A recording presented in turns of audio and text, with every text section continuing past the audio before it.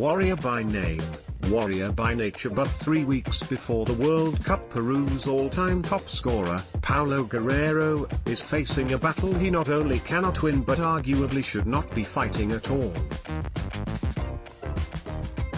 Until last week, the 34-year-old thought he was off to Russia for his career swan song. Instead, he's off to Switzerland to beg the FIFA president, Gianni Infantino, for a reprieve after the Court of Arbitration for Sport extended his ban for testing positive for cocaine from 6 to 14 months. Sadly for Guerrero, the meeting is the footballing equivalent of attempting a 50-yard scissor kick after the ball has been deflated. No matter how audacious the effort, the shot is unlikely to fly into the top corner, even though CAS accepts that Guerrero, who says he accidentally ingested cocaine in a tea, did not intend to enhance his performance. Guerrero's case does at least shine a spotlight on the rules that govern sports people taking cocaine. No one disputes it is a horrible drug that should be on the World Anti-Doping Agency's banned list, given it wrecks people's health and communities, or that a form of punishment should exist for those who take it. But the current rules have many in anti-doping circles shaking their heads. For a start, taking cocaine out of competition is not considered worthy of a ban by WADA. A footballer testing positive on a summer holiday, for instance, is likely to walk away with the get-out-of-jail-free card. Yet that same player testing positive after a match will face a ban of between 12 months and 4 years, as well as the eternal shame of being branded a drug cheat. In my mind, such people are not drug cheats, a term that should be saved for those who use banned substances to cheat. Rather, they are drug takers. There is, moreover, a second important point here: cocaine's performance-enhancing qualities are questionable at best.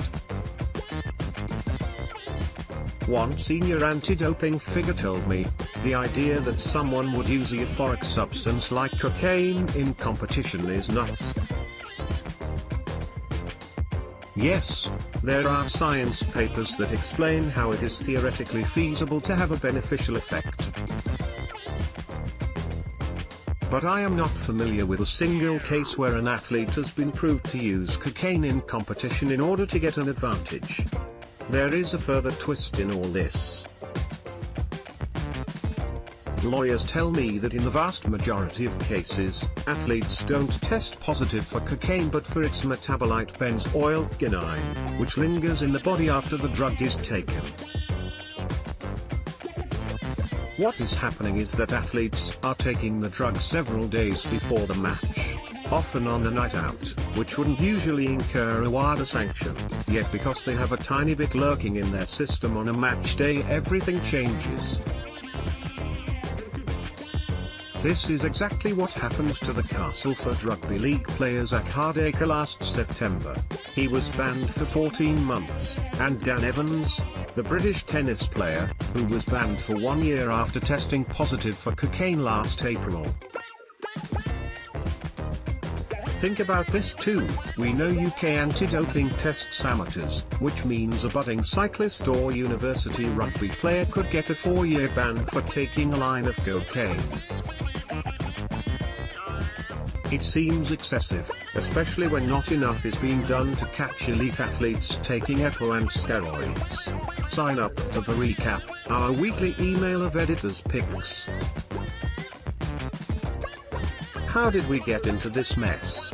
Most people say the problem is that WADA classifies cocaine as a non-specified substance, like anabolic steroids and EPO, which carry a ban of between 12 months and 4 years, rather than a specified substance, such as marijuana or salbutamol, which can be used for both medicinal and doping purposes. Because cocaine is a non-specified substance, the minimum ban is a year unless an athlete can show he or she is not at fault for having it in the body. This is easier said than done. Richard Gasquet managed it after persuading Cass that cocaine was present only due to him passionately kissing a woman who had taken cocaine at a nightclub. So did the West Brom and England footballer Jake Livermore, who was cleared after taking cocaine following the death of his son. But these are rare exceptions. What needs to change? One expert I spoke to suggested that a maximum 6-month ban for a first offense for cocaine along with a fine that would go into the pot to fight doping is a good start. Other pointed out it was time WADA's rule for cannabis was adopted for cocaine. This would mean someone testing positive but proving it was used in a context unrelated to sport would be deemed to have acted without significant fault and would be likely to escape a ban. But changing the law will not be easy when politicians are so afraid of the public deeming them to be soft on drugs. A year before the London Olympics, UK had asked for cocaine to be treated the same as cannabis and quickly found itself slapped down by politicians on all sides. Perhaps, with WADA currently reviewing its code, there will be a change in the next year.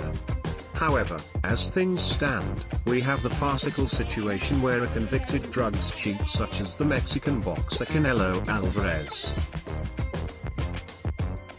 gets a 6-month ban testing positive for clenbuterol in a sport where he could kill someone, while Guerrero looks like missing what should be the greatest moment of his career merely for sipping the wrong tea.